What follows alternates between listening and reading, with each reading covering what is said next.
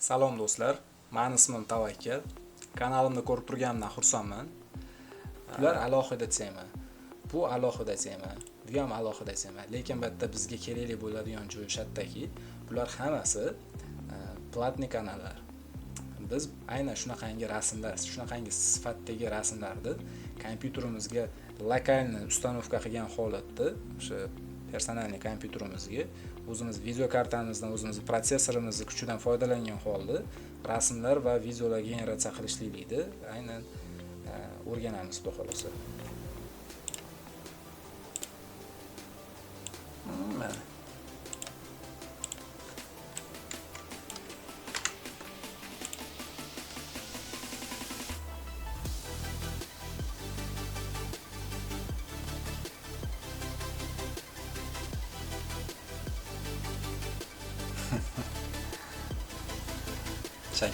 Chakkimas.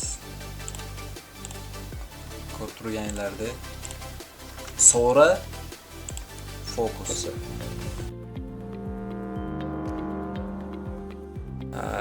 Men kompyuter grafikasi mutaxassisman va shu qatorda AI image to image rasmlar generatsiyasi, o'sha sun'iy intellekt aynan rasmlarni generatsiya qilishdi, rasmlar chizib berishdi va qanaqa rasmlar paydo bo'lyapti, rasmlar generatsiyasi nima o'zi, qanday bu kompyuter rasm chizib berishligi mumkin degan savollarga menga juda, to'g'risini aytsam, o'zim birinchi test qilib ko'rganman va o'zim oldida paydo bo'layotganligi meni juda ham hayratga solgan, to'g'risini aytsam. Shunaqa darajaga yetib keldingmi?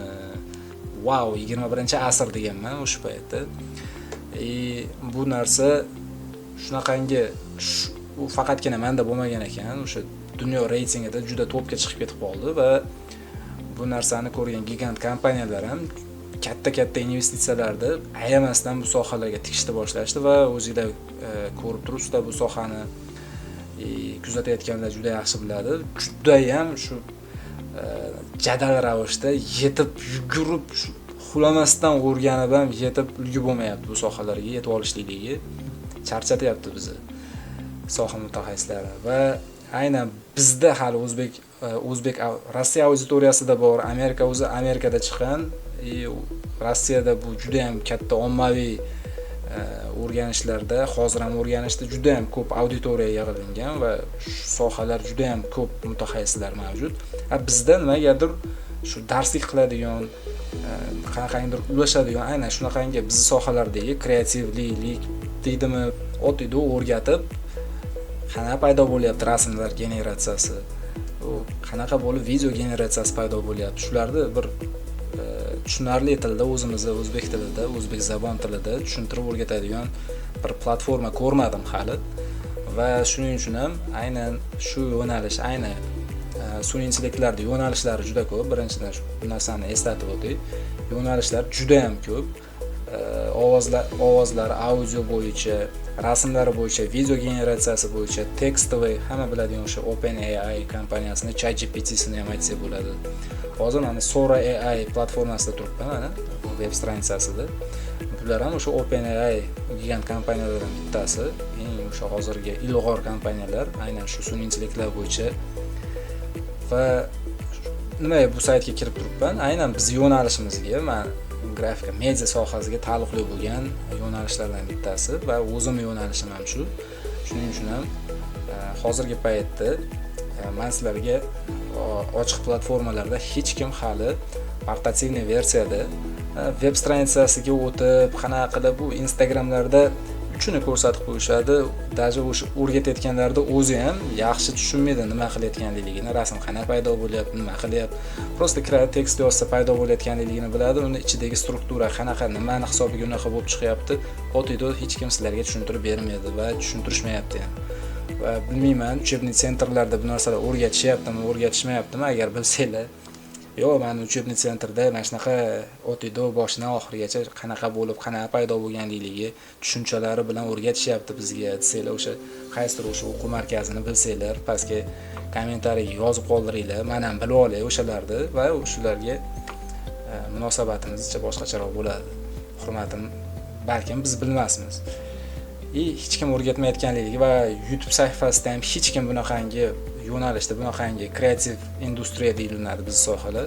Bunaqa yo'nalishda shunaqangi sun'iy intellektlarda yangiliklaridan tortib to o'sha ichidagi strukturasi qanaqa joylashgan, qanaqa generatsiya bo'ladi, qanaqa prompt yozsangiz qanaqangi rezultat olasiz, qanaqa prompt yozsangiz noto'g'ri rezultat olasiz. Har bitta programmani kuchli tarafi va kuchsiz taraflari bor. Va shularni sizlarga ushbu kanalimda bir boshdan bugun birinchi darslik kirish introduction sizlarga o'rgatib, ko'rsatib, boshidan tushuntirib o'rgataman. Asosiy bizni qiladigan ishimiz bitta hozirgi boshqa sizlar o'zi eshitgan bo'lsanglar kerak, veb stranitsalarda shu kabi gigant kompaniyalar bor. O'zi hammasini asosi bitta hisoblanadi, Stable Diffusion. Shuning uchun ham hamma bunaqangi saytlar, bunaqangi platformalar juda ham ko'payib ketdi hozir. Chunki hammasining ildizi ochiq kodda turibdi. Ochiq kod, u tekin o'zi aslida bu narsalar, lekin buni o'sha gigant kompaniyalar sotib olib, serverlariga, super kompyuterlariga, o'sha o'zlarining kuchli xotira kompyuterlariga ushbu kodlarni qo'yishib, ko'proq o'sha rasmlarni modellarini yuklashgan holatda va sizlar o'sha o'zlarining serverlaridan foydalangan holatda ushbu modellarni ishlatishib, sizlarga o'sha shu stranitsa orqali sizlarga rasmlar generatsiya qilib va shuning uchun sizlarga podpiska sotib, $100, $200 podpiska, $30 oyiga ежемесячный o'sha o'zini podpiskalari bor va uning ichida kreditlari ham bor. Juda katta biznes industriyaga ham aylanib ketdi desak ham bo'laveradi bu narsani. O'zi aslida bu narsalar rasmlar generatsiyasini kodi o'zi aslida ochiq kodda turibdi. O'sha GitHubga kirsanglar biladigan, bu narsani chuqur shug'ullanadiganlar buni juda yaxshi biladi. Bilmaydiganlar uchun tushuntirib o'tib ketyapman. Bular o'zi ochiq kod. Aynan hozir men tushuncha berib o'tib ketishlikligi uchun ikkita platformani qo'yib qo'ydim. Sizlar biladigan, ishlatib ko'rgan bo'lishinglar kerak menimcha. Ishlatmaganlar bo'lsa, hozirgi paytda o'sha gigant kompaniyalardan bittasi rasmlar generatsiyasi bo'yicha Midjourney edi va yaqinda Sora AI, o'sha OpenAI platformasini o'sha aynan o'sha sun'iy intellektlar bo'yicha Elon Musk'ning bir proyektlardan bittasi va keyin boshqa insonlarga o'tkazib yubordi buni. Hozir o'zi shug'ullanmayapti bu bilan. Rasmlar generatsiyasi bo'yicha aynan shu Sora AI yaqinda yangi o'zini rasmlar bo'yicha yangiligini ko'rsatdi va hozirgi paytda oldin Midjourney ilg'or bo'layotgan bo'lsa, hozirgi paytda meni nuqtai nazarimdan serverlarning kuchliligidanmi, boshqasidanmi bularda rasmlarini sifati bilmadim. Midjourney'nikini ham o'ziga yarasha instrumentlari bor, o'zlarini o'sha ichkaridagi naqala. Bular ham yangi versiyasini chiqardi yaqinda. Bular alohida tema. Bu alohida tema. Bu ham alohida tema. Lekin bitta bizga kerakli bo'ladigan joyi shu yerdaki, bular hammasi platniy kanallar. Biz aynan shunaqangi rasmlar, shunaqangi sifatdagi rasmlarni kompyuterimizga lokalniy ustanovka qilgan holatda o'sha personalniy kompyuterimizga o'zimiz video kartamizdan, o'zimiz protsessorimizni kuchidan foydalangan holda rasmlar va videolar generatsiya qilishlikni aynan o'rganamiz, xudo xolasa. Bu yerda shunaqa narsa borki, video kartamiz 30-versiyadan tepa bo'lishi kerak. Bundan pastroq bo'lsa ham video pamyati o'sha meniki o'zimniki 4070 Ti bemalol ko'taryapti va so'nggi model video kartalar va protsessorlar ham bo'lsa, kompyuterlar qancha kerak moshniy bo'lsa, kuchli bo'lsa, shuncha kerak. Rasmlar generatsiyasi ham shunga yarasha tezlik bilan va sifatliroq chiqadi. Men bunaqasini pastda kommentariyada belgilab ketaman. Qanaqa kompyuterlar buni podдерживать qiladi, qaysi biri podдерживать qilmaydi, qo'llab-quvvatlaydi, qaysi biri qo'llab-quvvatlamaydi. O'shani spiskasini pastga yozib qo'yib ketaman, xudo xolasa. Qani bo'lmasa boshladik. Men sizlarga bitta narsani tushuntirmoqchimanki, aynan ochiq kod dedim. Ochiq kod rasmlar generatsiyasi o'zi aslida qanaqa rasm generatsiya bo'ladi. Buni darsligimiz birinchi darsligida tushuntiraman. Hozirgi paytda sizlarga umumiy tushuncha bo'lishligi uchun bu serverlar, hozir mana Sora AI serveri katta o'sha o'zining super kompyuterlariga mana shunaqangi har xil stilistikadagi bu Civit AI, biz aynan shu Civit AIdagi kichik stilistikaga oid modellarni, shunaqangi har xil modellarni alohida har bitta modellar adashmasam 2 GB, 10 GB, 20 GB joy egallaydi va o'sha bu har bitta mana aynan bir model xuddi shunaqangi Cyberpunk yo'nalishdagi modelimiz o'sha 20 GB bo'ladigan bo'lsa yoki 10 GB bo'ladigan bo'lsa, model deb nimaga aytilinadi? Bu bunaqangi 3D model emas. Bu o'sha bir millionlab rasmlar, 3 millionmi, 4 millionmi, 10 millionmi rasm, xuddi shunaqangi stilistikadagi rasmlarni to'plamidan o'sha tunnelga tushirilib, искусственный intellekt tunnelga tushirilib, trenirovka qilinadi. Mashq, o'zbekchasiga mashq qildirilib, shunaqangi modellar hosil qilinadi va aynan shu modellar masalan shunaqangi stilistikadagi rasmlar asnosida mashq qilingan искусственный intellektdagi model xuddi shunaqangi tekst yozasizlar va xuddi sizni tekstingiz orqali shu stilistikaga oid rasmlar chizib beradi. Va realistik odamlarning yuzi bo'lsin degan model kerak bo'lsa, sizlar mana shunaqangi realizmga oid shunaqangi rasmlarni generatsiya qiladigan model alohida skachasi qilib ustanovka qilishligimiz kerak bo'ladi. Har xil yo'nalishdagi mana Albatta bu modellarda har xil naqalari bor, yo'llari bor. Ular darslik davomida albatta hozir ko'payib ketadi. Tushunmaysizlar, balki tushuntirganim bilan shunaqa stilistikalari bor. Har xil stilistikadagi modellar va hozir farqi shundaki, portativniy versiyaga ustanovka qilib ishlatiladigan rasmlar generatsiyasining farqi chem mana serverdagilardan bu o'sha biz har bitta modelni olib, shu model asnosida yoki 2-3 ta modelning asosida bizni kompyuterimizni video kartasi ko'targan darajada, ko'targuniga cho'r bo'lgan darajadagi o'sha video pamyati, mощность kuchi yetadigan darajadagi modellar bular va shularni ustanovka qilib, shular asnosida rasm generatsiya qilamiz. Serverdagilar ham xuddi shunaqangi sistema bo'yicha ishlaydi. Xuddi shu modellar, shunaqangi millionlab modellarni to'plamini server super katta o'sha server. Bizdagi video karta 40-70 Ti 12 GB bo'lsa, serverda biznikidagidan 1000 ta yoki millionta turgan bo'lishligi mumkin video kartalar va o'shalarning xotirasida qancha model ko'proq shug'ullantirishgan bo'lsa, shunaqangi modellar stilistikalari bilan qancha kerak ko'proq shug'ullantirilib qilingan bo'lsa, shuncha kerak rezultat zo'r chiqadi va qancha kerak parametrlar bilan, ko'proq parametrlar bilan trenirovka qilingan bo'lsa, shu sistemalar zo'r ishlaydi. Va serverdagi podpiskani ham farqi shunda. Uslublarini sizlarga o'rgataman va ushbu platformalarda user interfeysidagi nima desa bo'ladi, o'ziga yarasha ограничениялari bor, instrumentlari ham.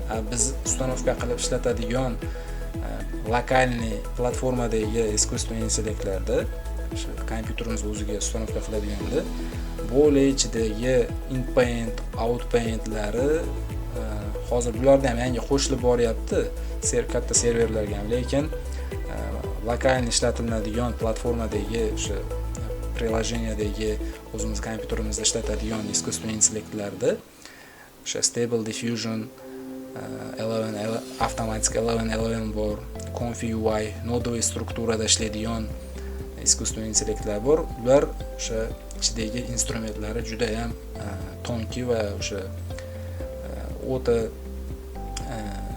nima desa bo'ladi, kuchli. Darslik davomida ko'rib o'rganib olasizlar. Hozir aynan o'sha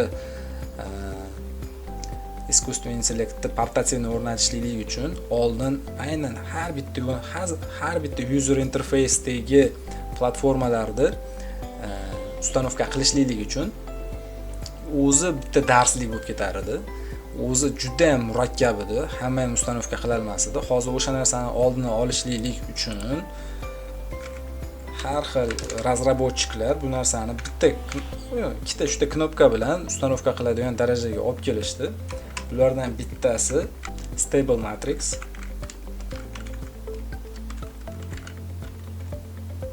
Stable Matrix deb yozsanglar, bu yerda o'sha birinchi bo'lib o'zlarini veb stranitsasi chiqadi va GitHubdagi stranitsalari chiqadi. Ikkinchisidan ko'rib turibsizlar, o'zlarini Lycos AI bu o'zlarining veb stranitsasi va bu GitHub ochiq kodlari o'sha GitHubda joylashgan. Va mana bu yerga kiradigan bo'lsangiz o'zlarini veb stranitsasida aynan o'sha приложениясini bu приложение Stable Matrix приложенияsi aynan o'sha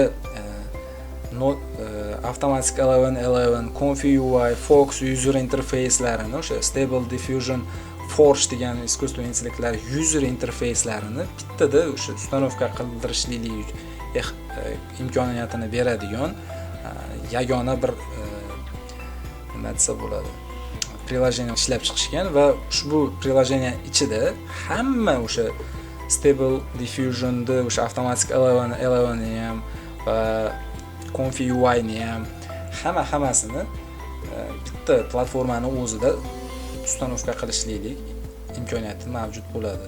Hech qanaqangi bir injenerniy mutaxassis darajasidagi ustanovka qilishlik uchun bir bilimlar kerak bo'lmaydi. Oldin kerak bo'lardi. 1-2 yil oldin o'zim ustanovka qilganman. Bu o'sha Stable Diffusion Automatic 11.11 da ustanovka qilishligim uchun bilmayman, 1-2 hafta vaqt ketgan. Tinimsiz darsliklar ko'rib, oqtarganman ichidan, topishim juda qiyin bo'lgan. Unisidan tushunmasam, bunisidan ko'rar edim. Shunaqa qilib bir narsa qilib ustanovka qo'yib olganman. Uni qanaqa qilib o'chiradi, qanaqa qiladi, juda qiyin bo'lgan, to'g'risini aytsam. Hozir bitta yagona приложение, bitta o'shani ustanovka qilasizlar, ichiga bitta knopkani bossanglar, avtomatik hamma ichidagi kerakli bo'lgan o'sha WinRARdan tortib, hamma o'sha kodlarini o'zi tortib, skachas qilib, yagona ishlashga tayyor holatga olib kelib beradigan darajaga kelgan. Va buni ustanovka qilyapmiz hozir. Mana hozir o'zi veb stranitsasidamiz. Bitta xohlasanglar mana shatdan ustanovka qilsanglar bo'ladi, xohlasanglar GitHubga kirsanglar, GitHubda kirganlar bo'lsa biladi, bitta ochiq kodlar turadi. Bitta introduction ko'rsatishgan. Windowsga, Linuxga, Linuxdan boshqacha turiga, Apple o'sha Macga ustanovka qilsanglar ham bo'ladi. Ya'ni ko'proq Windowsga maslahat beraman. Macda ishlatib ko'rmaganman o'zim. Chunki ularda video kartalari jicha slabroq. Meni o'ylashim bo'yicha, chem Nvidia'nikidan ko'ra ko'proq Nvidia поддерживать qiladi bular. Windowsga ustanovka qilmoqchi bo'lsanglar shuni, qolganiga nasmatrение o'zingizlar qilaverasizlar. Windows ustanovka xohlasanglar bu yoqdan, xohlasanglar mana bu yerda mana versiyasi turibdi. Oxirgi versiya deyapti mana. 2.14 versiyasi. Bu yoqqa o'tsanglar mana 2.14 versiya Stable Matrix'da приложениясini shunaqasi. Biz aynan shu o'zimiz veb stranitsasidan skachas qilishni boshlaymiz. Bossak, bu yerda ham o'tadi. Pastiga bossanglar, batda ham xuddi o'sha mana GitHubdagiga o'xshab shunaqangi tanlov imkoniyati chiqadi. Windows mana shunaqangi. Xohlasanglar Windowsga, xohlasanglar Macga, xohlasanglar bizga hozir bizda Windows, shuning uchun Windows skachas qilishni boshlaymiz.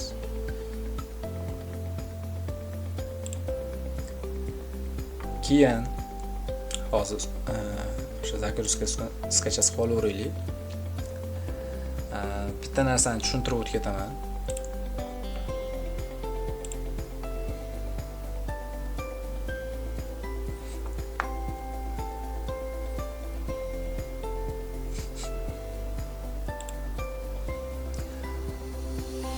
Buni hozir arxivdan chiqarishlik uchun o'sha WinRAR yoki zip naqalaring kerak bo'ladi. O'z kompyuteringlarda встроенный bo'lsa kerak. Skachas bo'lgandan keyin buni o'sha WinRAR bo'lsa, WinRARdan распаковать qilamiz. Bossak. Arxivda o'chirib yuborsak ham bo'laveradi.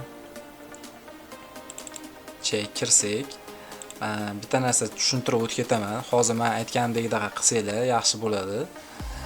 Buni ustanovka qilishlik uchun hozir bossak, ichkarida so'raydi, portativniy versiyada ustanovka qilaymi yoki to'g'ri o'zimiz programmalarga o'xshab to'g'ri sadisk avtomatik ustanovka qilib deb so'raydi. Hatto biz hozir o'sha ichiga kirganimni ko'rsataman. O'sha yerda shunaqa nyuansi bor. O'sha portativniy portable yozilib turadi. O'sha galachkasini bosib qo'ysanglar, aynan shu qayerga mana bu exe faylimiz, o'sha приложениyani ustanovka qilayotgan bosadigan faylimiz qayerda joylashgan bo'lsa, shuni ichiga portativniy ravishda o'sha hamma daniylarni shuni ichiga ustanovka qilishni boshlaydi. Shuning uchun ham boshqa faylni ichiga, boshqa C disk emas, aynan shuni ichiga tashlashni boshlaydi. Shuning uchun ham qayerga ustanovka qilishligimiz muhim rol o'ynaydi. Bizda mana hozirgi paytda C diskimizda joyimiz ko'p. Xohlasanglar sizlarda D diskda bo'lsa D diskka ustanovka qilishliginglar mumkin, C diskda bo'lsa C diskka ustanovka qilishliginglar mumkin bo'ladi. Hozir mana aynan buni kopировать qilib olib,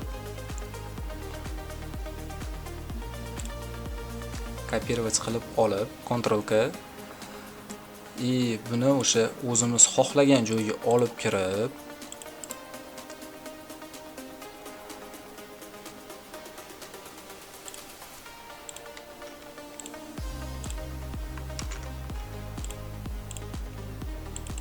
program files kelman.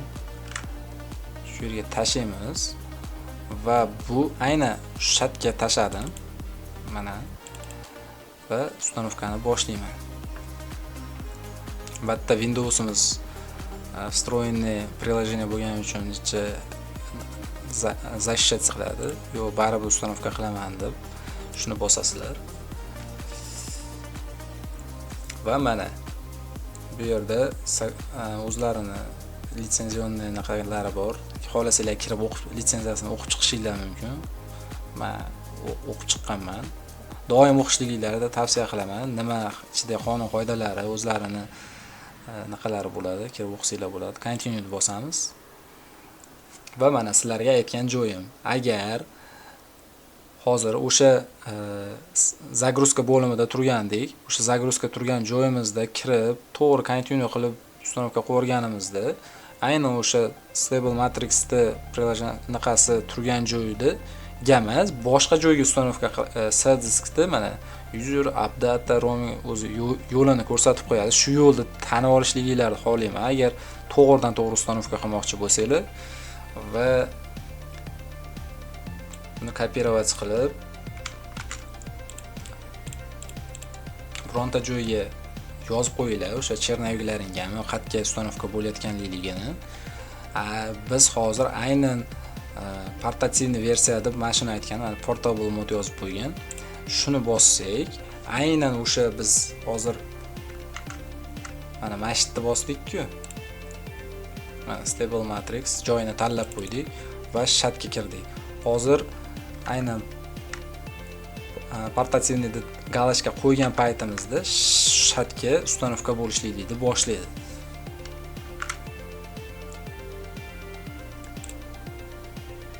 Albatta analitikani, o'sha приложениyani analitikasi, ошибкалар, boshqalar bir narsalar bo'lsa, analitika ularga borib turadi. Shuni xohlaysanmi biz bilan bo'lishishligiga deb sizlardan so'rayapti. Men bo'lishish niyatim yo'q. Mana hozir endi hamma narsa mana ko'rib turganlaringdek ustanovkani bosganimizdan keyin data bo'lib, aynan o'sha buni bosib kirgan joyimizda, ustanovka qilayotgan joyimizda, portativniy qilgan joyimizda aynan shu papkani ichiga o'zi hamma daniylarni shuni ichiga ustanovka qilishligini boshlaydi. Portativniy versiyani shun tarafi, ustun tarafi bor, aqa-baqa papkalaring ketib qolmaydi.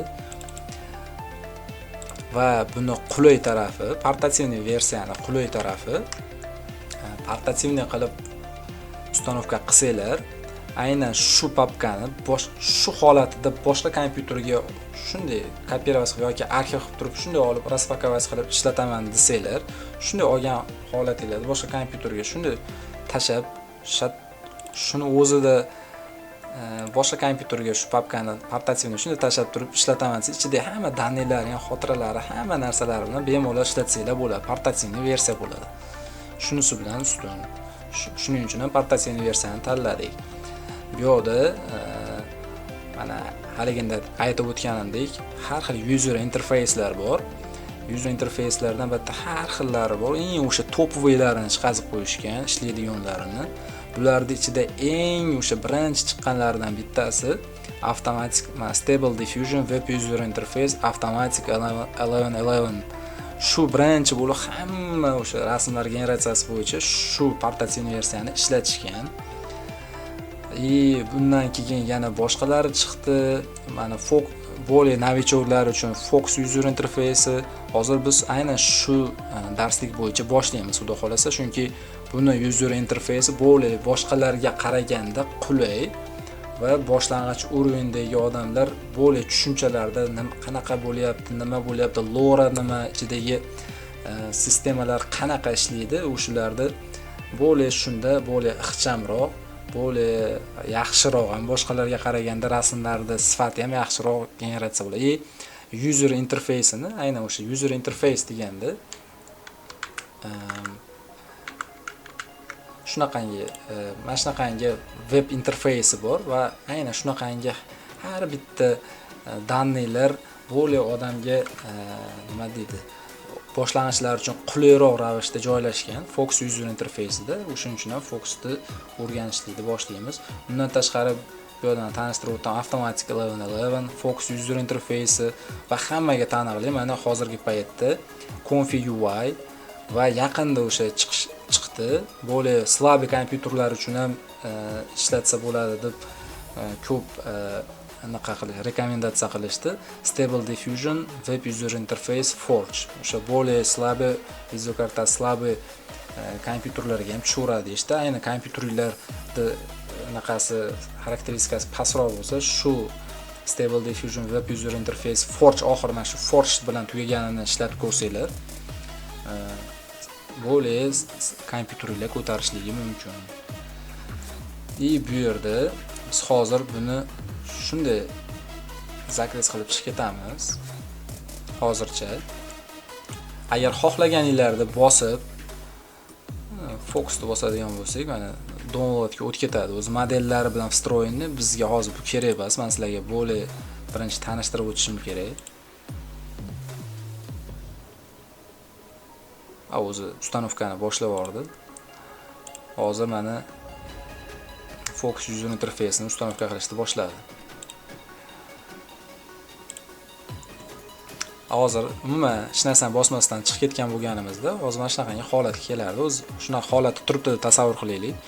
Va aynan o'sha bitta hozir Stable Matrix'da shu приложениyani hammasini bitta joyga to'plagan bitta knopka bilan ustanovkani boshlaydigan приложениyada bosgan bo'ladi. Batani Config UI. Hozir mana Fox User Interface ustanovka bo'lishni boshladi, bo'lyapti. Mana ko'rib turganlaringdek tortyapti hamma o'z ichidagi kerakli narsalarni.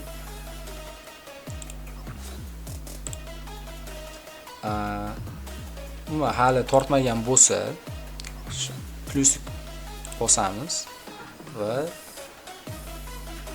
biz mana Config UI da ham bosishni boshlaymiz. Bosib bitta installda bosib yuborsanglar, o'zi ketdi. Mana xuddi o'sha hozirgi proses Config UI da qanaqa proses bo'lgan bo'lsa, Fox User Interface da qanday jarayon boshlangan bo'lsa, bunda ham xuddi o'sha jarayon. Hozir ikkita user interface'ni ustanovka qilishlikni boshladik. Hozir ustanovka qilish bo'lsa, keyingi jarayonlarda ko'rsatib o'taman.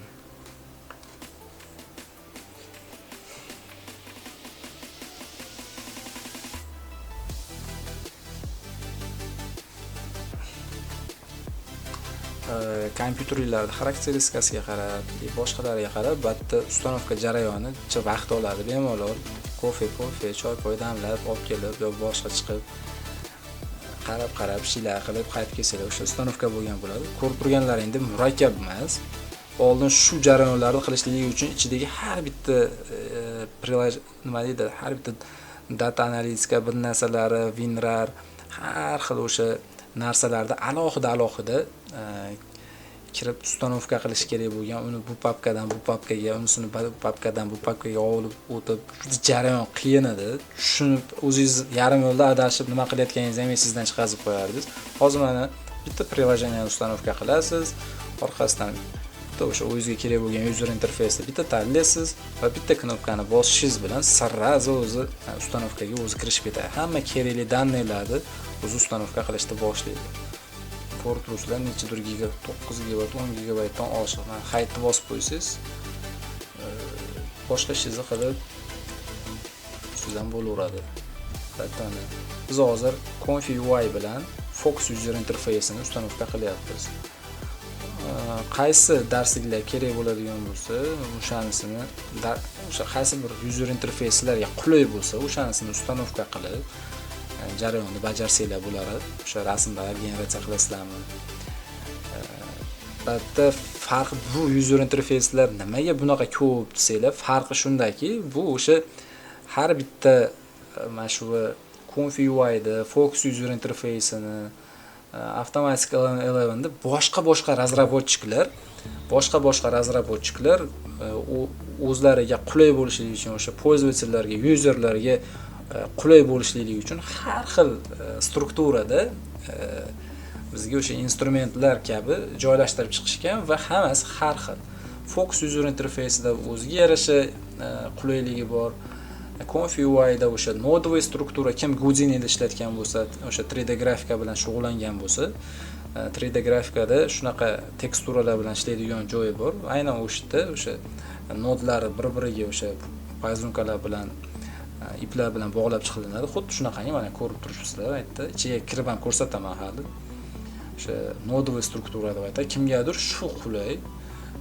Bu bo'lay gibki hisoblanadi. Bo'lay har bitta narsani, har bitta bo'layotgan ketma-ketlikda bo'layotgan jarayonlarni kuzatib tursanglar bo'ladi. Bularda bu Fox user interface, Automatic 11larda bitta knopkani bosasiz, jarayon qanaqa ketyapti ko'ra olmaysiz. O'zi fonoviy ravishda o'zi rasmni generatsiya qilib chiqarib beradi. O'sha nastroykalarini, payzonkalar tepa-past qilib turasizlar xolos. Bu nodvoy strukturada Confi UI'da har bitta jarayon qayerda ошибка bo'lyapti, qayerda nima bo'lyapti, o'sha narsalarni bemalol kirib tekshirsanglar bo'ladi. Ko'rib turasizlar, ko'zingizlarda oldida bo'lib turadi. Ko'p video generatsiyalar ham aynan Confi UI'da bo'lyapti. Qolganlari Fox user interface, Automatic 11larda ko'p jarayonlar qilish ish jarayonlari mavjud emas. Buni o'ziga yarasha qulayliklari bor. Buni hali ish jarayonlarida sizlarga ko'rsatib o'taman. Xo'sh, bu yoqda batga kirib olganlaringdan keyin, ustanovkani bosganlardan keyin orqaga qanday chiqaman, boshqa men o'zim ham boshda oqtarib qo'yganman, shuning uchun sizlarga ko'rsatib o'taman. Buni bitta bossanglar orqaga o'tadi. Yana boshqasini ustanovka qilaman desanglar, buni bossanglar yana har xil o'sha user interfayslar chiqadi. Eng qulay tarafi hamma user platformalaring bitta приложениyaning ichida. Mana shu yerda hozir o'sha ustanovka bo'lsa, mana shu yerda ikkalasi paydo bo'ladi, o'sha ustanovka qilayotganimiz mana shular. Mana ko'rib turibsizlar, bittasi 3 GB, bittasi 2,5 GB narsalarda o'sha ichidagi modellari, boshqa o'ziga kerakli narsalar tortyapti. Bu fonoviy ravishda bo'laveradi.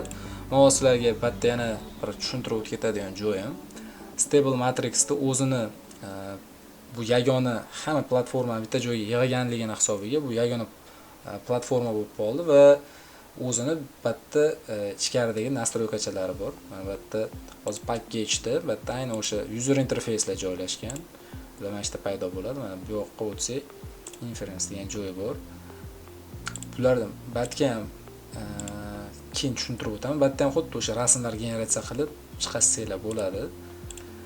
Bu hozircha sizlarga shart emas, tushuntirishligim. Checkpoint Manager. Bu yo'ga hamma modellaringizni ichidagi strukturasi mana shu terilib, hamma tortgan o'sha user interfaysingizda ishlatiladigan Civit AI saytini ko'rsatdim-ku. Mana shunaqangi modellaringizni hammasi har xil Excel bor. Bular darslik davomida tushuntiraman. Bro 5 degani bor. Mana bu yerda filtrda ochadigan bo'lsak, mana SD Bro 4, SD Bro 5, Chu 5, XL deganlari bor. Bular hammasi alohida modellar hisoblanadi va shularda hammasi mana mana shu bo'limlarga bo'linib ko'rinib turadigan joyi. Bitta yana bitta zo'r tarafi mana keyingi bo'lim model brauzerga o'tsanglar, mana avtomatik o'zi kompyuterlar internetga bog'lanib turishi kerak. Bu hozirgi jarayonlar hammasi через internet qilyapmiz. Bu portativni o'rnatib, hamma narsani ustanovka qilib olganlaringdan keyingina bez internet ishlatsanglar bo'ladi. Ungacha hammasi tortilinadigan narsalar через internet tortyapmiz va hozirgi ko'rsatgan Civit AI saytimizdagi modellar aynan Stable Matrix приложениясini ichida model brauzerda bossanglar, o'zi ichida eng topovoy mana bu yerda eng o'sha dozarblari va har doim eng ko'p tortilingan modellar mana bu yerda yilda bossanglar bo'ladi, oyda bossanglar bo'ladi, hafta, kunda bossanglar eng ko'p tortilingan versiyalar, eng topovoy modellarda o'sha chiqaz birinchilarda ko'rsatib turadi mana.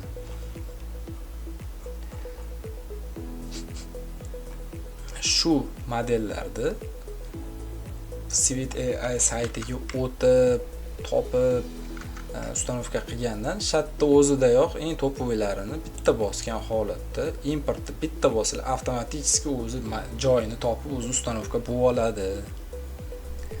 Agar bitta ko'rinmasdan qaysidir o'zi nima deydi, kuchliroq prompt injenerga aylanib rasmlar bo'yicha ishlashni boshlaganinglarda bitta babu web stranitsasidan narsa tortishinglarga to'g'ri keladi va batdan rasmlar uchun modellar tortayotganlaringda bulardan hali ko'rsatib o'taman. Bosib mana shu tortish tugmasini bosganinglarda tortilayotganda qatga ustanovka bo'lishligini ularda darslik davomida tushuntirib o'taman. Hozir mana shu endi farqi shunda.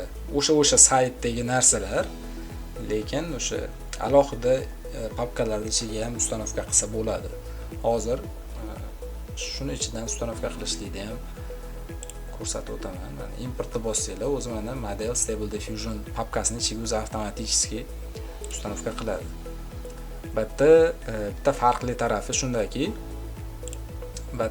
mana shu aynan shu modelda mana misol Dream Shaper degan model bor. Bu o'ta kreativ, zo'r rasmlarni generatsiya qiladi va aynan shu modelni bu yangilanib turadi doim. Mana 1.28 million marta tortilingan ekan. Bu 1.3 million marta realistik va bularda ko'rsangiz qanaqangi rasmlar asnosida trenirovka qilganligini o'sha yerdan ko'rsanglar bo'ladi. Albatta bu modellarda eski versiyalari ham turadi mana. Bu anchadan beri bor bu platformalar, ko'rib turibsizlar. 252 dan boshlab hozir eng oxirgi 8-model ekan. Hozir oxirgisida turibdi. Xohlasanglar buni, xohlasanglar eskisini, ko'proq eng oxirgi so'nggi modelini ishlatsanglar, so'nggi modelini ishlatsanglar, maqsadga muvofiq bo'ladi. Shuni bossanglar mana necha gigabaytligiga ko'ring. Mana bu yerda o'zi ko'rsatib qo'ygan 2 gigabaytga yaqin ekan. Bossanglar o'zi joyini topib ustanovka bo'lib oladi. Bu yoqdan bossanglar o'zi joyini topib avtomatik ustanovka bo'ladi приложениyaning ichiga. Bu yoqdan tortadigan bo'lsanglar, bossanglar bu platniy modellar ham mavjud.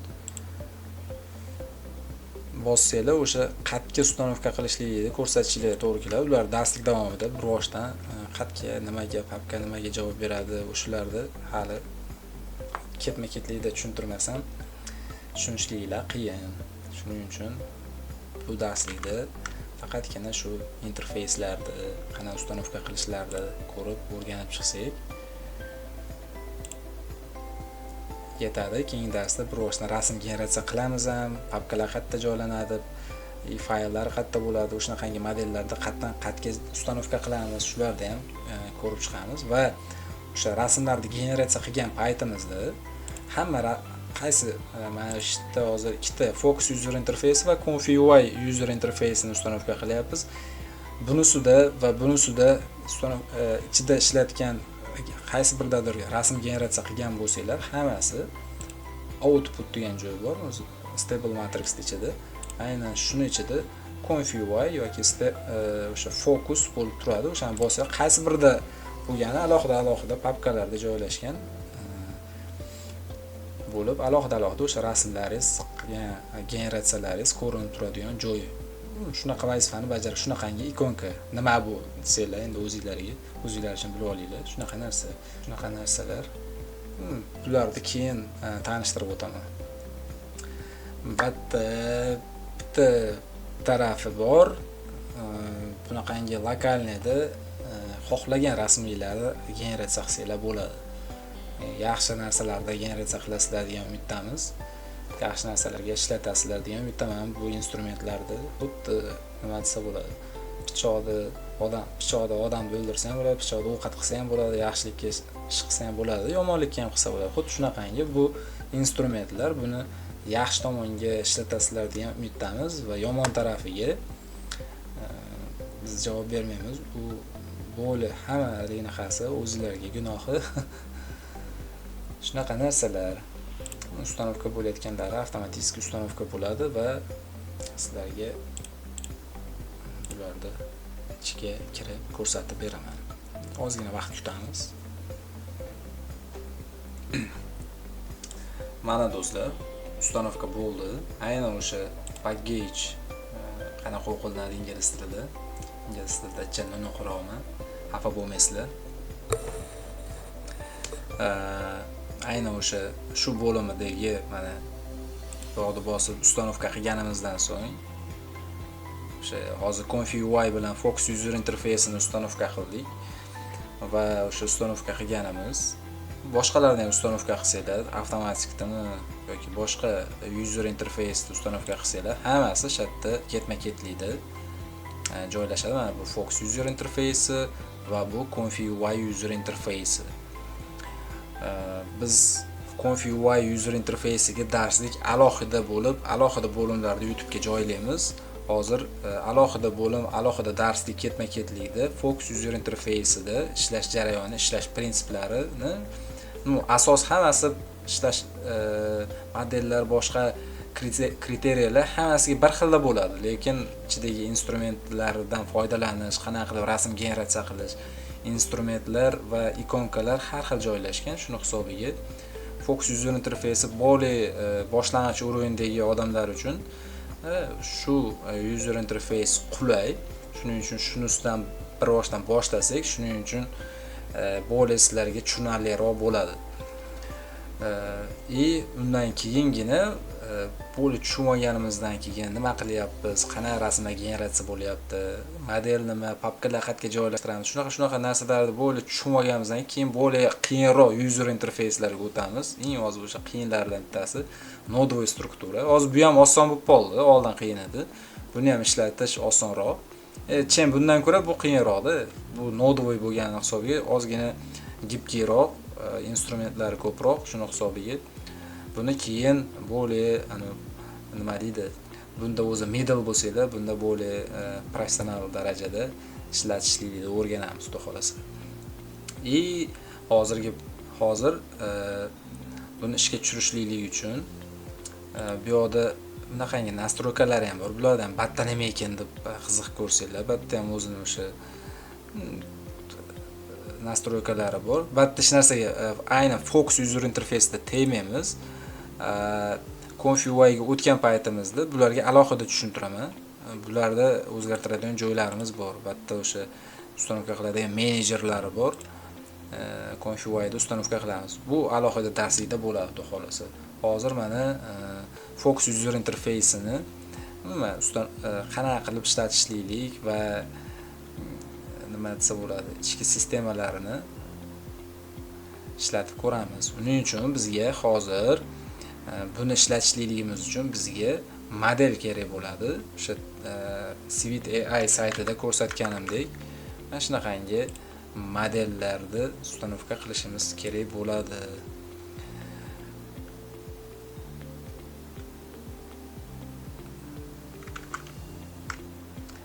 Hali tushuntirib o'tdim. Model brauzerga o'tsanglar, bu yerda o'sha Dream Shaper va realistik eng topoy modellar bor. Bulardan shularni ustanovka qilamiz. Shuni bitta bossak, o'zi ketdi. Bu mana ikkitasi Focus bilan o'sha konfigda ustanovka bo'lgani, buni bossak chiqazib yuboradi. Mana ketdi, hozir modelimizni bosganimiz, shatda nima bu turibdi deb o'ylamanglar, pastda fonoviy ravishda tortayapti bu. Bundan tashqari buni ham tortamiz.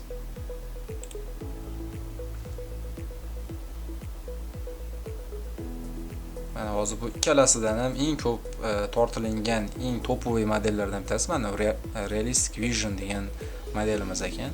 169 million marta tortilinib ustanovka qilingan ekan. Pользовательlar bizga o'xshagan ishlatuvchilar tomonidan. Buni ham tortamiz. Va uchala modelimiz ham avtomatik tortishni boshladi. Bular qancha kerak internetinglar tezligiga bog'liq, qancha kerak internetinglar. Biz O'zbekistonda internet tezligi qanaqa-ku, muammo-yu. Qancha kerak internetinglar tez bo'lsa, shuncha kerak tezroq tortadi. Hozir endi shu modellarni tortishligini kutamiz. Tortib olsa, bular tortib bo'lgandan keyin Focus user interface'ini shu launch deb bosgan holatda ishga tushiramiz o'zi.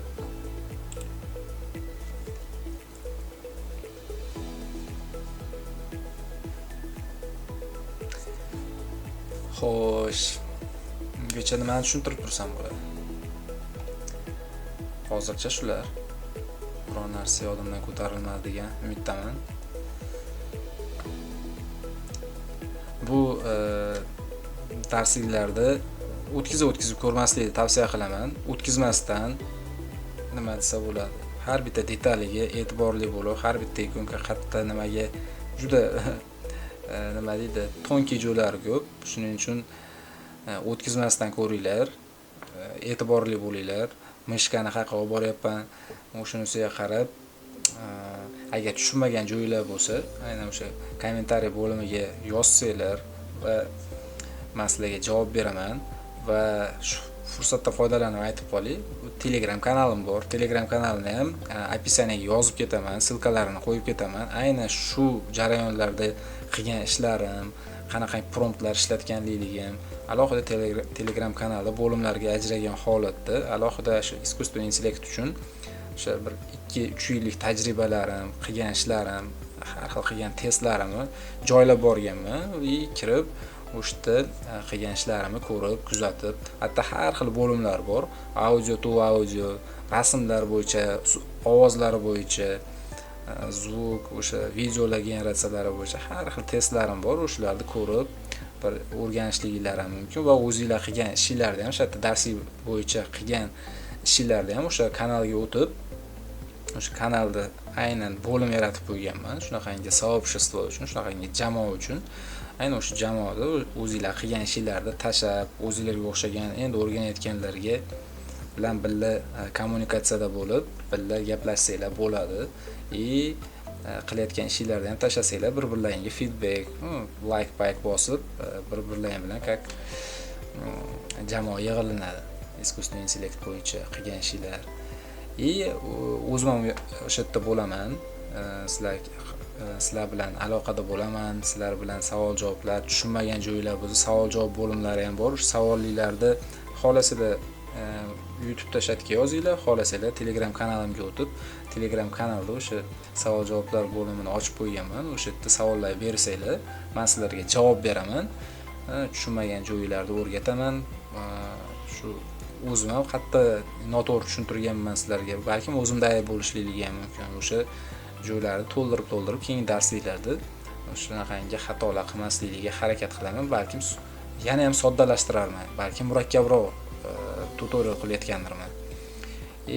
O'sha joyda savol-javob jarayonida keyingi kirgan odamlar ham ko'rib, tushunmagan joylarini deb savol bermasdan o'shdan ko'rib o'rganib olishliklari mumkin bo'ladi. Boshqalarga ham bergan savolga uyatmasdan beringlar.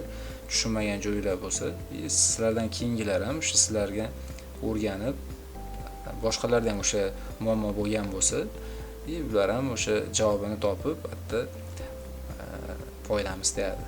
Sizlarga ham foydali tegadi.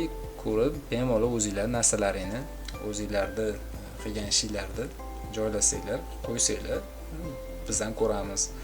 Har xil bu shunaqangi kreativ industriya bo'lib ketdiki, Rossiyada ham, Amerikada ham xuddi shunaqangi jamoalar bo'lishib, katta-katta proyektlar qilishyapti. Biz ham shunaqangi jamoa yig'ilib qolinar balkim. Shu maqsadda bu darsliklarni boshladim. Biz o'zbek auditoriyasini yo'qligi uchun ko'ramiz, xudo xolasa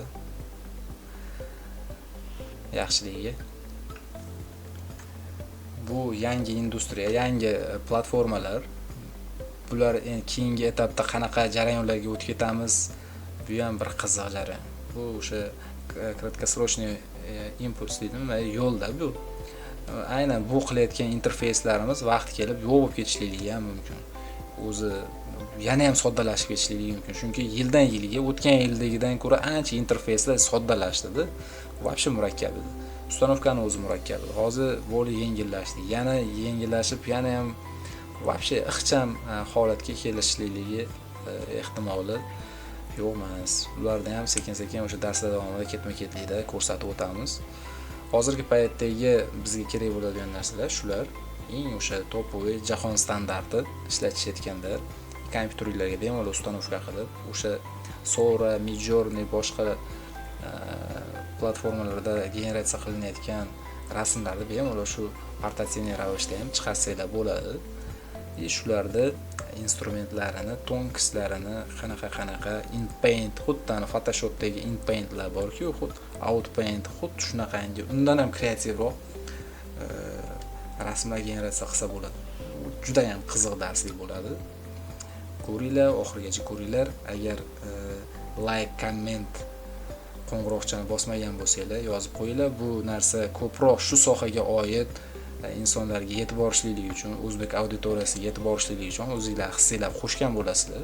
Bu yangi proyekt. Men ko'rib chiqdim, internetda rosa oqtardim, to'g'risini aytaman. Birinchi bo'lib darslik qilishdan oldin bormakan o'zi, agar bo'lsa qilmayman degan edim. Qarasam yo'q ekan. Shuning uchun birinchilardan bo'laylik deb, boshqalarga ham foydasi tegadi. Aynan o'sha grafik dizayn bilan shug'ullanuvchilar, web user interface bilan veb saytlar yaratadiganlar, umuman shu grafika bilan shug'ullanuvchi mutaxassislarga juda ham nima desa bo'ladi. Juda ham kuchli foydasi tegadi, xudo xolasa. Hozir to'xtayapti ekan. Mana do'stlar, aynan o'sha modellarni ham tortib oldik. Modellarni tortib olganimizdan keyin o'zi aynan ushbu modellar avtomatik o'zini papkalariga avtomatik ustanovka bo'ladi. Bunga e'tibor bermaymizda, model ustanovka bo'lganligini bilib oldinglarmi? Bo'ldi. Mana Fox user interface'ini, o'sha user interface bilan tanishamiz endi. Fox user interface'ini ishga tushirishlik uchun aynan o'sha launch bo'limini bossak, katta jarayon o'sha o'zini fonoviy ravishda ketadi.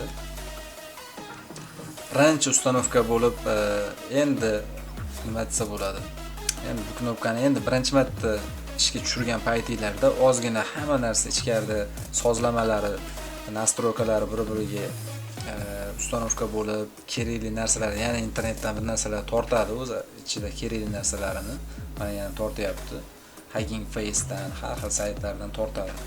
Mana yana ichida o'ziga встроенный modellari bor. Fox user interface'ning qulay tarafi ichida biz o'zimiz tortib ishlatadigan modellardan tashqari o'zini встроенный o'sha razraботчиклар taraflama ishlab chiqishganmi bilmayman, qanaqangidir o'zlarining modellari ham bor. Biz kiritadigan promptlar, ya'ni o'sha so'rovlar, tekstimiz, misol Eiffel minorasi bunaqa bo'lsin, personajimiz stilistika bo'lsin, bunaqa ko'rinishda bo'lsin, bunaqa qiyofada tursin, bunaqa pozada tursin, bunaqangi shaklda tursin degan tekstlarni kiritganimizda, aynan o'sha biz kiritadigan prompt, ya'ni o'sha so'rovlarimizni yana ham ulchshatsa qiladi, yana ham yaxshiroq qilib, kerakli joylarga yaxshiroq taglarni qo'yib, biz kiritgan promptni yana ham yaxshiroq turib, yaxshiroq rasm generatsiya qilib beradi. Shunaqangi bir razraботчиклар taraflama novichoklar uchun, biz uchun qulayroq ravishda qilib interfeysni shunaqangi ishlab chiqishgan. taglar o'zi o'sha so'rovlarimiz bo'lib ulучшенный bo'lib yaxshiroq rasm generatsiya bo'ladi. Haligi 6 ta qo'lli, 7 ta qo'lli, 3 ta oyoqli bu narsalar paydo bo'lib qolmaydi. Shunaqangi страховочный fonoviy ravishda shunaqa narsalari bor. Aynan o'sha narsalar uchun kerak bo'lgan modellari bor. O'shalarni через internet hozir o'zini mana saytlardan Juggernaut boshqa modellarda kerakli o'zlarining saytlaridan kerakli saytlardan o'sha kerakli modellarni tortyapti. Ozgina ustanovka, birinchi ustanovka bo'lishlikda launchni ochgan paytinglarda ozgina shunaqa internetinglar tezligiga qarab, kompyuterlarni mощностиga qarab, boshqasiga qarab ozgina birinchi kirish shunaqangicha uzoqroq bo'ladi.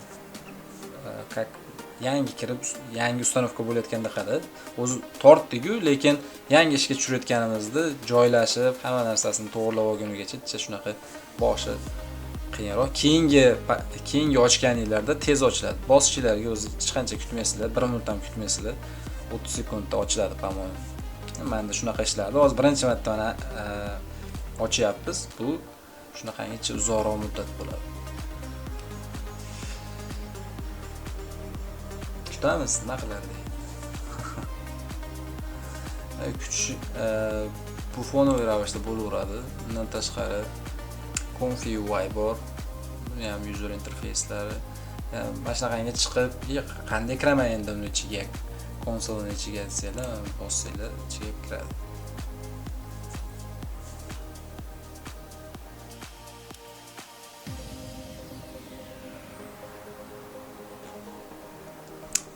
Mana ko'rib turganinglardek avtomatik kirib ketdi.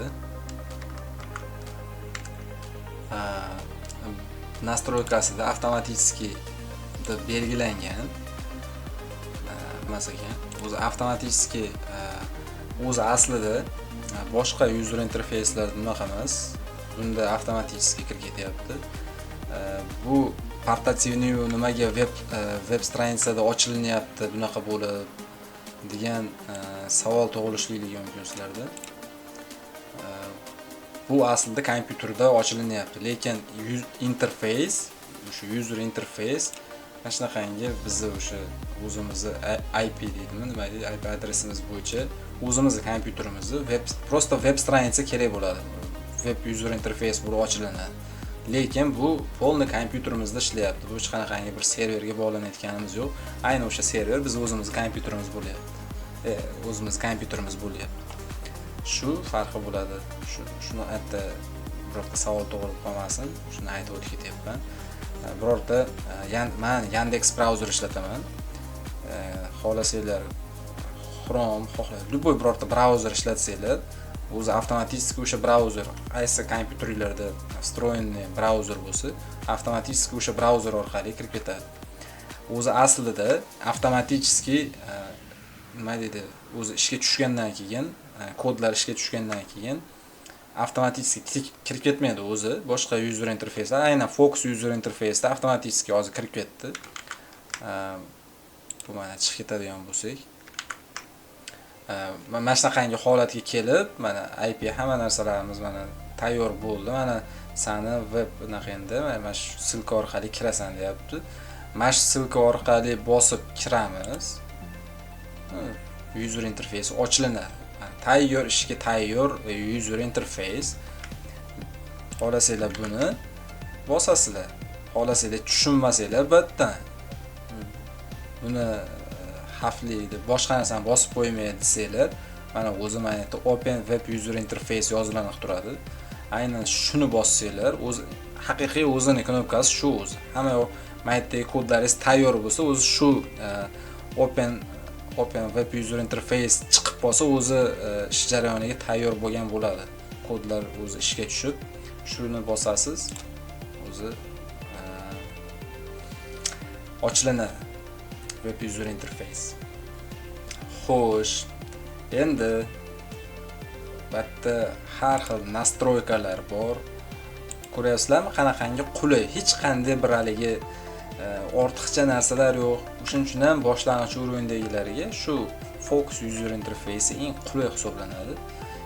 Hamma narsasi kompaktni joylashgan. Bossanglar pastdagi bo'lim ochiladi. input image o'zingiz rasmingizni kiritib unga o'zgartirishlar kiritadigan boshqacha bo'lim, bu alohida har bitta bo'limlari bilan alohida darslikda har xil alohida darslikda tushuntirib boraman. Har bittasi instrumentariy, uni alohida tushuntirish kerak, vaqt ketadi. Hozir prosta introduction ko'rsatyapman, nima joylashganligini. Bu yerda ham o'zini stilistika, mana o'zini встроенный fokusni, focus enhance, focus sharp, focus va shunaqangi stilistika modellari ham mavjud. Modelni bossak, mana biz haligenda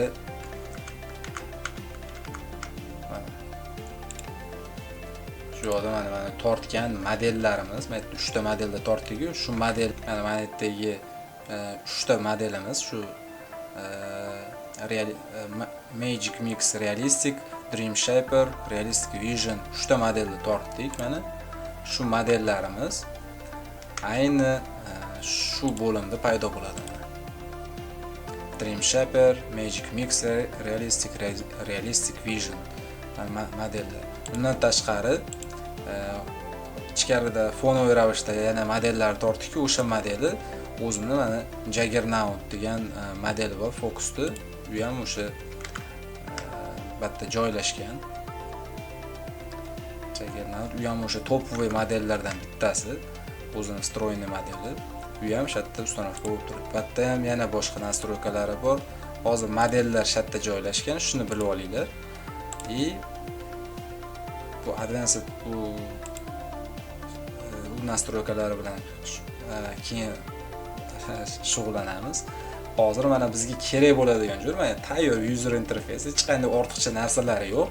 Shatga Sora'dagi birorta Sora AI platformasida birorta o'zimiz so'rov yozishni bilmas, ingliz tilida so'rov yozish kerak. O'zbek tilini tushunmaydi, rus tilini ham tushunmaydi. Bizga ingliz tilidagi promptlar kerak bo'ladi. Chunki bular Civit AI platformasidagi modellar hammasi ingliz tilidagi so'zlar, taglar orqali trenirovka qilingan rasmlar, modellar asnosida rasmlar generatsiya qilyapmiz. Shuni hisobiga bizga faqatgina ingliz tilini tushunadi bular. Mana bizga hozir xo'sh, bunaqa murakkab emas u. Bad boy deb yozsak ketdi. Rasmlar generatsiyasi boshlandi. Biz hozir avtomatik ikkita rasm generatsiya qiladi.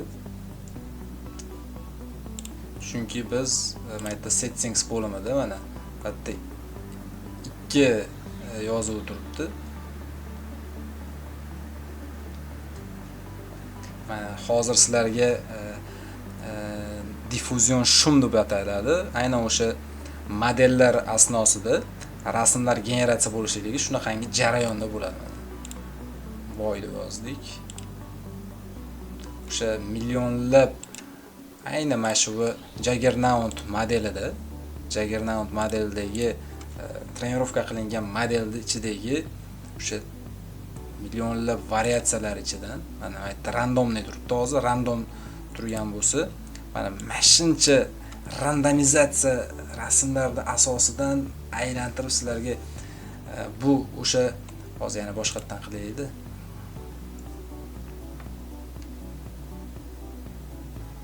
Bu mana aynan shu jarayon diffuzion shum deb ataladi. Aynan shunaqangi diffuzion shum orqali rasmlar generatsiya bo'ladi. Hozir mana randomniyni o'chirib qo'yganligim uchun aynan shu sit orqali rasm generatsiya qilyapti. Aynan bundan oldingi rasmga o'xshash rasm generatsiya qilyapti. Agar randomni yoqib qo'yadigan bo'lsak, randomni bad boy deb yozdik. Xuddi o'shalar hozir aynan shu sit orqali, shu kod orqali qilganligimiz uchun xuddi bundan oldingi rasmda qaytadan yana xuddi shunaqangi stilistikada rasm generatsiya qildi. O'zi randomni turadi. Randomni deb bosadigan bo'lsangiz, har bitta qilgan rasm generatsiyasida har bitta rasmingiz o'sha diffuzion shum, o'sha Juggernaut modeli orqali o'sha nechidir trillion rasmlar ichidan variatsiya qilgan holatda diffuzion shum orqali sizlarga shunaqangi tayyor rasm generatsiya qilib beradi. Bu Mana rasmlar generatsiyasi sun'iy intellekt orqali shunaqangi jarayon bilan portativ. Biz hech qanday bir встроенный internet orqali, platforma orqali, OpenAI, Crea.ai qanaqangi joylarga pul to'labmiz. Aynan o'zimizning kompyuterimizga ustanovka qilgan holatda besplatniy o'zimizning internetimizdan, o'zimizning kompyuterimiz video kartasidan, xohlasanglar video kartasidan, xohlasanglar naqas hozir o'sha narsani ko'rsataman.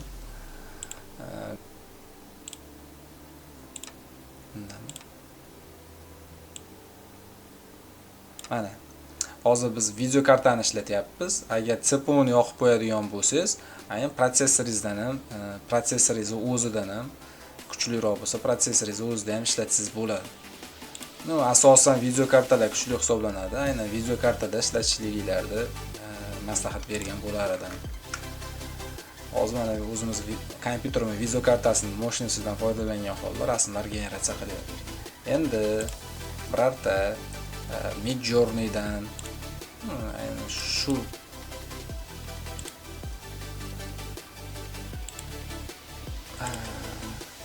sketch qilamiz ekanmiz. Aynan shu Midjourney saytidagi promptni o'zimiz yozgani, testoviy ravishda yozgani promptlarni ko'chirib, bu yerda test qilib ko'rsak bo'ladi.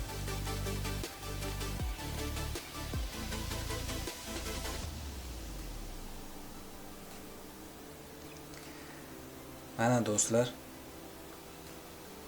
21-asr texnologiyasi. Texnologiya deydi.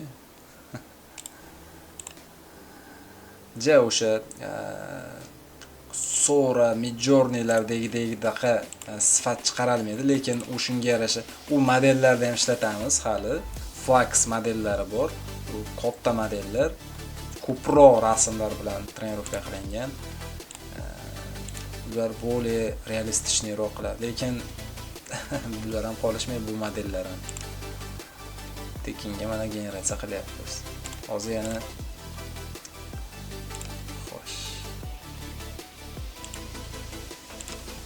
qaysini qilamiz?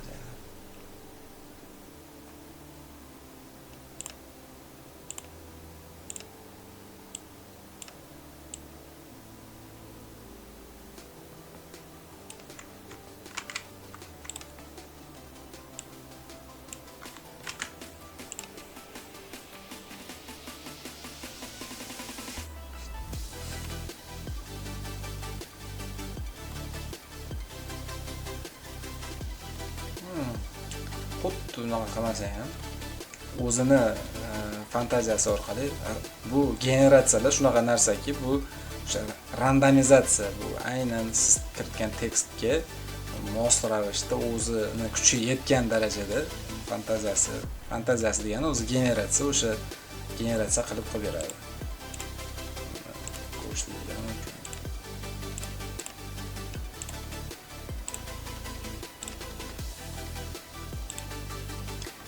Yana bitta narsani tushuntirib o'tib ketdik. Bu rasmlar o'zi kompyuterlarga saqlangan bo'lyapti, lekin shu web user interface'ni o'zidan sketch qilib olaman desanglar, buni bossanglar, to'g'ridan-to'g'ri shatdan o'zingizlar xohlagan joyga ustanovka qilib olsanglar ham bo'ladi. Lekin keyingi darsda bu papkalar qayerga joylashyapti, qayerda bo'ladi, o'z papkalar bilan papkalar haqida bo'ladi keyingi darslik. Qayerda nima, qanaqa joylashgan, qayerdan qayerga olib o'tish kerak, modellar qayerdan qayerga ustanovka bo'ladi. Shularning hammasi bo'yicha tanishib chiqamiz.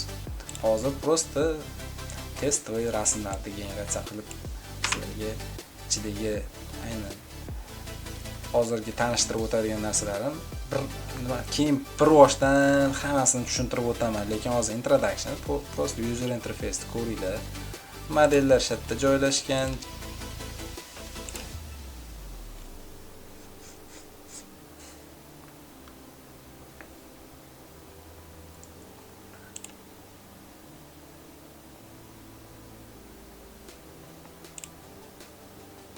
Albatta, shunaqangi rasm generatsiya bo'layotgan jarayon paytida agar tezda o'chirib qo'ymoqchi bo'lsanglar, stop bossanglar o'zi avtomatik o'chadi. Agar rasmlarni ikkita emas, bitta qilaman desanglar, hozir birdaniga ikkita rasm generatsiya qilyapti, endi bitta rasm generatsiya qiladi.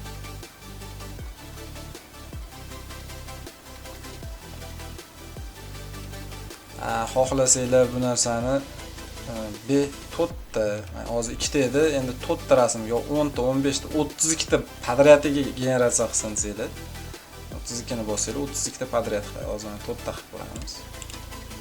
To'xtamasdan podryad to'rtta rasm generatsiya qiladi. Randomli ravishda.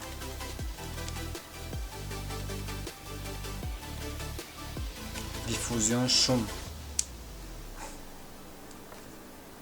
Aynan shu jarayon искусственный intellektni fikrlash jarayoni deb ataladi. Aynan o'sha rasmlar generatsiyasida fantaziyasi. Biz aynan o'sha bu narsani mutaxassislar shunaqa tushuntirishadiki, odam tush ko'rayotganida ko'rgan narsalaringizni, hayotingizda ko'rgan narsalaringizni randomni aralashtirib, chuvalashtirib tush ko'ramiz-ku. Aynan shu generatsiya jarayoni xuddi shunaqangi biz tush ko'rib, tushimizda bir tushunarsiz bir narsalarni ko'ramiz. Xuddi shunaqangi aql shu fantaziyasini ichidan bitta randomni shularni to'rtta rasm generatsiya qilib beryapmiz.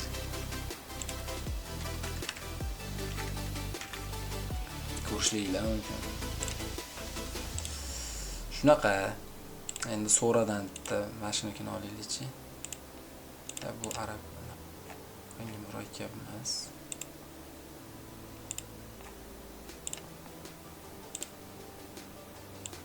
Mana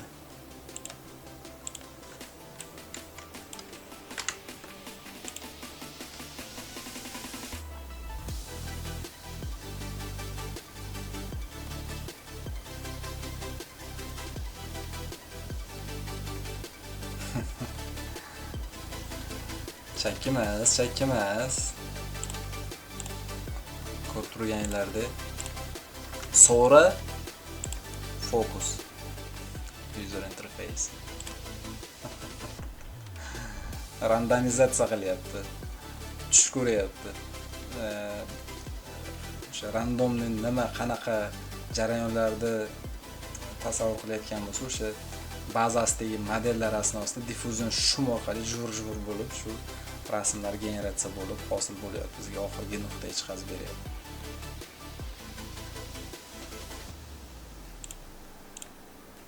Ana sifatni ko'rishinglar mumkin.